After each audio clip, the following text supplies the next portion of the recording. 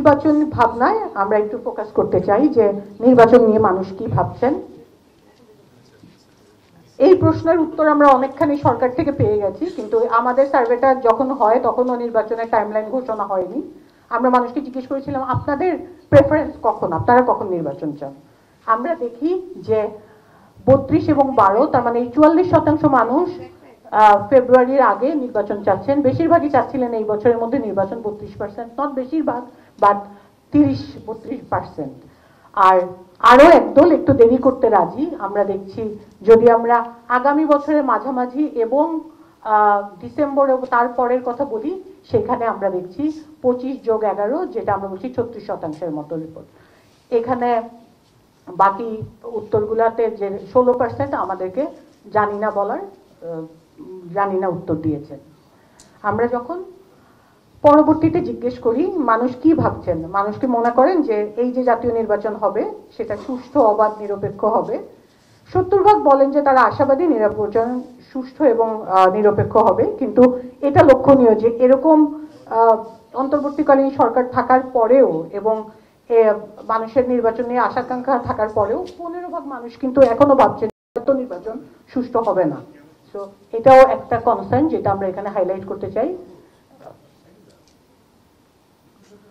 আমরা এটা হচ্ছে কোন দলকে ভোট দেবেন, তার মানে আমরা জিজ্ঞেস করেছি আগামী জাতীয় নির্বাচন, এখন না, কিন্তু আমরা জিজ্ঞেস করেছি যখন নির্বাচন হবে তখন আপনি কোন দলকে ভোট দিতে চান। আমরা এখানে দেখছি যে এই প্রশ্নটা কিন্তু আমরা অক্টোবরেও করেছিলাম, এবং আমরা যদি তুলনা করি আমরা দেখি যে এখানে বিএনপির কথা বলেছিলেন অক্টোবরে 16%, সেটা এখন বলছেন 12%। জামায়াতে ইসলামের কথা 11.3 ছিল, এখন 10.4। আওয়ামী লীগের 8.9 থেকে 7.3। এনসিপিতে 2 ছিল, এখন 2.8। তার মানে ভোটের হিসাবে সামান্য একটু কমেছে, কিন্তু সবচেয়ে বড় যে অংশটা আমরা দেখছি সেটা হচ্ছে সিদ্ধান্ত নেইনি। আমরা দেখছি যে আমাদের 48.5% মানুষ, সবচেয়ে বড় যে গ্রুপ, তারা বলছেন ভোটের ব্যাপারে আমরা এখনো সিদ্ধান্ত নেইনি কাকে ভোট দিবেন। আর সেটা অক্টোবরে ছিল কিন্তু 37% বা 38%। সো যেটা আমি এখানে বলতে চাচ্ছি যে এই সিদ্ধান্ত নেইনি মানে হয়তো একটা উত্তর অ্যাভয়েড করা, যে আমি বলতে চাই না কিন্তু আমি বলছি আমি সিদ্ধান্ত নিই না। আবার কিছু এর মধ্যে থাকতে পারেন যারা আসলেই সিদ্ধান্ত নেন নাই, তারা হয়তো প্রার্থী দেখে ভোট দিবেন, নির্বাচনের তফসিল ঘোষণা হলে সিদ্ধান্ত নেবেন, সেটাও হতে পারে। এখানে আমরা বেশ কিছু ডিসএগ্রিগেশন করেছি যে নির্বাচনে কাকে ভোট দিবেন সেটাকে নারী পুরুষ নির্বিশেষে যদি আমরা দেখতে চাই, আমরা দেখছি যে প্রতিটা দলের ক্ষেত্রেই নারীর ভোট কিছুটা কম। এটা একটু জুম হয়ে আছে, যে বাটনটা আবার কোনো উপায় আছে ইয়েটাতে পয়েন্টারে? So okay, thank you.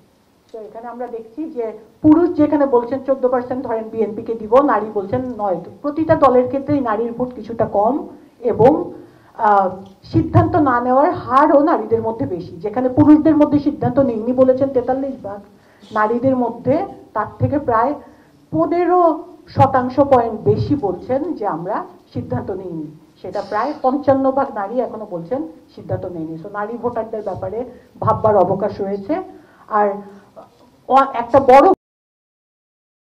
বলেছেন আমরা মতামত রিভিল করতে চাই না, আমরা বলতে চাই না যে আমরা কাকে ভোট দিব, আমার সিদ্ধান্ত আমি নিতে চাই।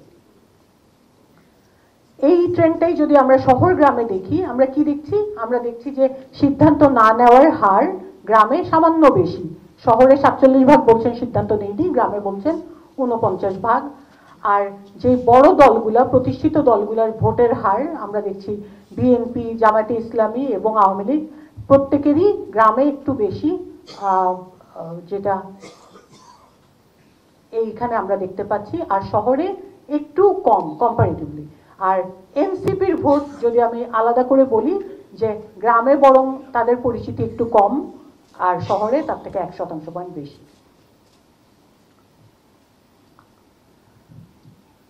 যদিও একটু দেখতে হয়তো টু মাচ হয়ে যাচ্ছে একই ইয়ের, কিন্তু এখানে আমরা বয়স ভেদে সমর্থনটাকে ভাগ করেছি এবং আমরা দেখতে চেয়েছি কোন গ্রুপের, কোন বয়সের মানুষ কাকে ভোট দিচ্ছেন।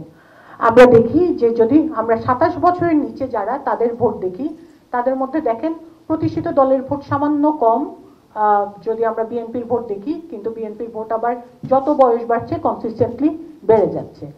জামায়াতে ইসলামের ভোট আমরা দেখছি মোটামুটি কনসিস্টেন্ট 12 থেকে 9-এ যাচ্ছে, ইয়াং ক্রাউডের মধ্যে একটু বেশি।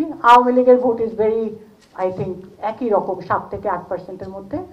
আর এনসিপির ভোটের হিসাব যখন আমরা জিজ্ঞেস করি মানুষকে, মাত্র 4% মানুষ যারা 27 বছরের নিচে বলেন, আর 50 বছরের নিচে বেশি বলছেন। মাঝখানের গ্রুপের ভোট খুব বেশি, 2% সেখানে ওঠানামা করছে। মন্তব্য না করার হার একদম বয়স্কদের মধ্যে কম, বলতে করেন নাই, কিন্তু যারা সিদ্ধান্ত নেননি বলেছেন তার মধ্যে খুব বেশি প্যাটার্ন নাই, 47 থেকে 50-এর মধ্যে ওঠানামা করছে। আমরা যখন শিক্ষা ভেদে দেখছি, আমরা কি দেখছি? আমরা দেখছি যে শিক্ষিতদের মধ্যে আবারও বড় দলগুলার যে সমর্থন, যেটা একটু কম, যেমন 10% বিএনপি বলছেন, 10% জামায়াতে বলছেন, 10% বিএনপি বলছেন, 5% আওয়ামী লীগ বলছেন, কিন্তু আবার যাদের আনুষ্ঠানিক শিক্ষা নাই তাদের মধ্যে 14% বলছেন বিএনপি, 7% বলছেন আওয়ামী লীগ, এটা দেখছি। আর আরেকটা যেটা দেখছি যে এনসিপির কথা বলছেন শিক্ষিতদের মধ্যে ধরেন 4%, এসএসসি এইচএসসি সমপর্যায়ে শিক্ষা আছে 4%, আর যত নিচের দিকে যাচ্ছি তত কিন্তু তাদের ভোটের হিসাব আরো কমে আসছে। সিদ্ধান্ত না নেওয়ার হারও বেশি বলছেন যারা অল্প শিক্ষিত এবং আনুষ্ঠানিক শিক্ষা নেই তারা। যারা অপেক্ষাকৃত সিদ্ধান্ত শিক্ষিত তারা সিদ্ধান্ত নেয়নি, খুব বেশি না বললেও তারা ইগনোর করছেন যে আমি উত্তর দিব না। তো তাদের মধ্যে রিফিউজাল, যে আমি ভোট রিভিল করবো না, সেটার টেন্ডেন্সি অনেক বেশি। 21% অফ দ্য গ্র্যাজুয়েট বলছেন যে আমি এই বিষয়ে বলতে চাই না। এখানে আরেকটা প্রশ্ন আমরা করেছি নির্বাচন সংক্রান্ত, যেটাতে একটা প্রশ্ন তো আমরা জিজ্ঞেস করেছি আপনি কাকে ভোট দিবেন, আর আমরা আরেকটা প্রশ্ন করেছি জাস্ট টু কমপ্লিমেন্ট, যে আপনার এলাকায় কে জিতবে বলে মনে হয়, কোন দলের প্রার্থী বলে, হ্যাঁ কোন দলের প্রার্থী জিতবে বলে মনে হয়। তো সেইটা নিয়ে আমরা দেখছি যে সিদ্ধান্ত না নেওয়া বা বলতে না চাওয়াটা অনেকখানি কমে গেছে। আগে যেরকম মেজরিটি ছিলেন যে 48.5 বলেছিলেন সিদ্ধান্ত নেইনি, এখানে জানি না বলছেন 29%। আর যারা বলছেন কে জিতবে, 38% মানুষ বলছেন তাদের এলাকায় বিএনপি জিতবে, 13% বলছেন তাদের এলাকায় জামায়াত ইসলাম জিতবেন, 7% বলছেন আওয়ামী লীগের প্রার্থী জিতবেন, এবং 1% বলছেন এনসিপি জিতবেন। সো এই প্রশ্ন, মানে দুইটা প্রশ্ন আমরা পাশাপাশি রেখেছি সো দ্যাট এখানে কোনো কনফিউশন না থাকে। একটা ছিল, এটা আগে একবার আমি বলে এসেছি কিন্তু এখন আবার পাশাপাশি রাখছি, যে একটা ছিল জাতীয় নির্বাচনে আপনি কাকে ভোট দিবেন, আর এটা হচ্ছে নির্বাচনী এলাকায় কে জিতবে, কোন দলের প্রার্থী জিতবে আপনার মনে হয়। তো এই হচ্ছে দুইটা পাশাপাশি উত্তর।